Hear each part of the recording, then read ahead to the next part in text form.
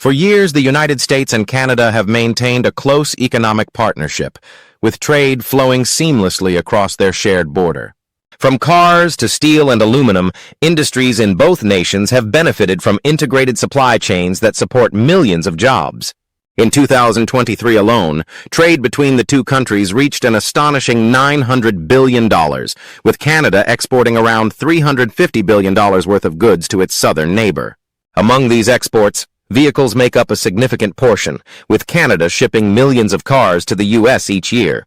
However, this long-standing trade relationship is now under immense strain. Donald Trump has once again upended the status quo, and this time, Canada is in his sights.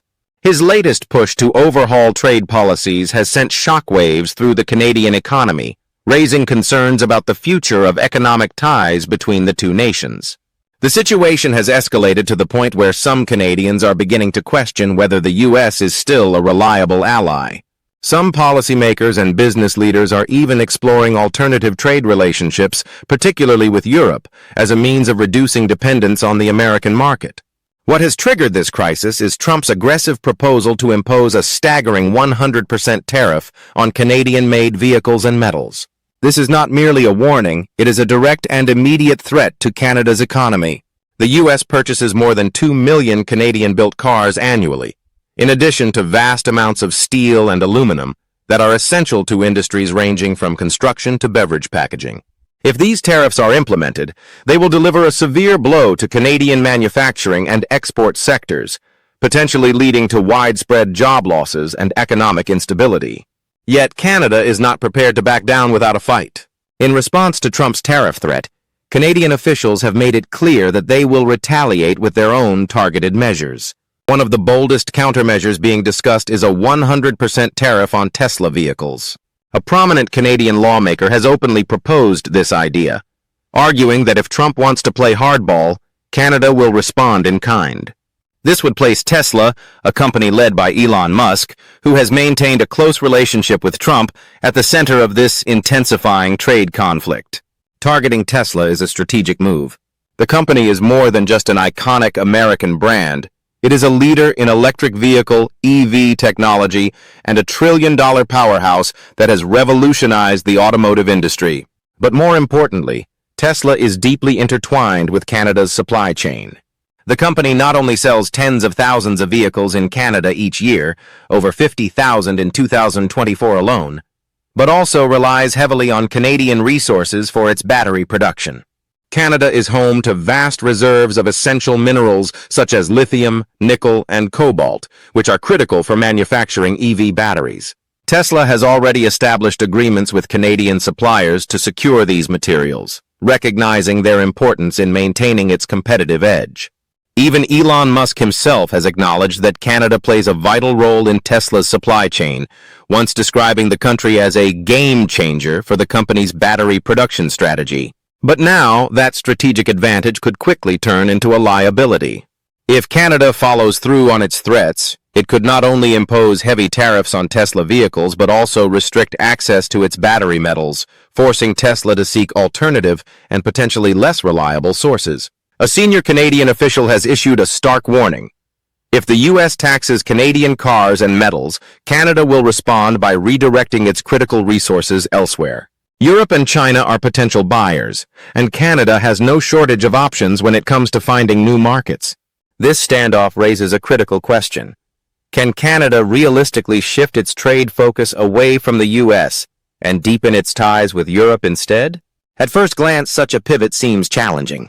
The U.S. is by far Canada's largest trading partner, accounting for roughly 75% of its exports, amounting to $450 billion annually. Geographically, the close proximity of the two countries has made trade efficient and cost-effective.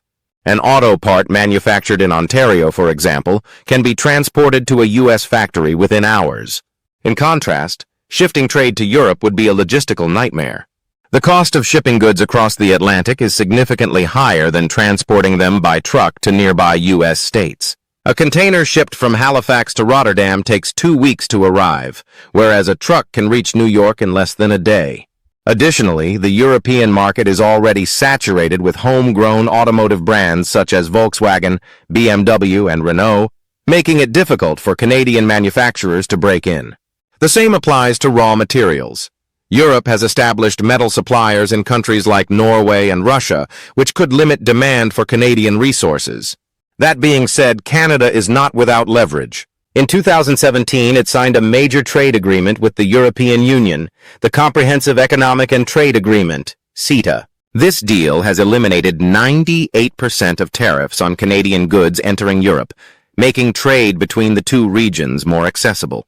Since its implementation, Canadian exports to the EU have increased by 30%, and in 2024 alone, trade between the two regions reached $60 billion. Given Trump's protectionist stance, European leaders are now viewing Canada as a more reliable and cooperative trade partner. Canada's government is already laying the groundwork for a stronger economic alliance with Europe, with local media highlighting the possibility of a significant shift in trade policy. One headline boldly declared, "We're not trapped. Plan B is in place," signaling that Canada is prepared to diversify its trading relationships if necessary. European officials have also taken notice, with some expressing a willingness to fast-track negotiations to enhance economic ties with Canada. One of Canada's most valuable bargaining chips is its rich supply of minerals, which are essential for Europe's transition to green energy. As the EU pushes for more sustainable and eco-friendly industrial practices, demand for Canadian lithium, cobalt, and nickel is growing. The James Bay region in Quebec, for example, contains vast reserves of these critical minerals, making Canada an attractive supplier for European manufacturers looking to secure a stable supply chain. If tensions between Canada and the US continue to escalate, the consequences could ripple through the entire North American auto industry. The US-Mexico-Canada Agreement, USMCA, which replaced NAFTA, has facilitated the seamless movement of steel, aluminum, and auto parts across borders. Every year, Canada exports $15 billion in auto parts to the US, and many American factories rely on these imports to keep production lines running smoothly. Mexico, which produces 3 million cars annually, also depends on Canadian steel. A full-blown trade war could disrupt these supply chains, causing vehicle prices to skyrocket. A $30,000 SUV could suddenly cost $40,000, impacting American consumers just as much as Canadian manufacturers.